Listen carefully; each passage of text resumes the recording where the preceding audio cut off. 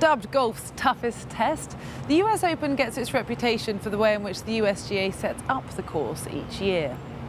Characterised by punishingly thick rough, firm greens and narrow fairways, this major championship, perhaps more than any other, tests every single shot in a player's game.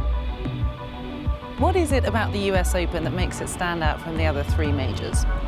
The difficulty factor. I mean, the other ones are difficult, don't get me wrong, but you know, every single year you come to the US Open, you got this thick, high rough, very narrow fairways, fast greens, firm. Just the most difficult examination of the four.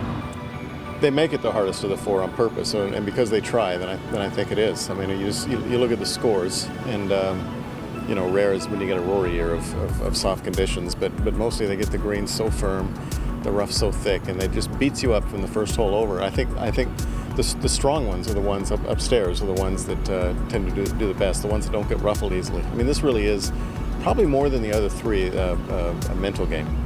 Merion last hosted the US Open back in 1981, and back then the course was playing at around 6,500 yards. 32 years later, and despite some changes, the East course here at Merion still comes in at just under 7,000 yards, shorter than any US Open course since 2004. Ricky, thanks very much for joining me. You obviously played here at Merion in the Walker Cup. How has the course changed since then? There's a couple tees that are different, a couple fairways that they've brought in or moved over a little bit. Other than that, it's you know, just how I remember it. They did change a couple greens. They mellowed out 12 and 15. It's a little soft right now, but just from the rain. So hopefully the weather will cooperate. No rain in the forecast, and you know, the USGA will be able to kind of dictate how the course plays. And if so, it could be a very tough week here. The intermediate cut, or graduated rough, has been a hallmark feature of Mike Davis's approach to setting up courses for the US Open since 2006. Here at Merion, however, there is no universal transition between primary rough and the fairway. So go offline and your ball won't be coming back. And once you do get on the dance floor, another tricky test awaits you. These greens are highly contoured and will run up to 13 on the stimp meter. So don't be brave enough and you could face this.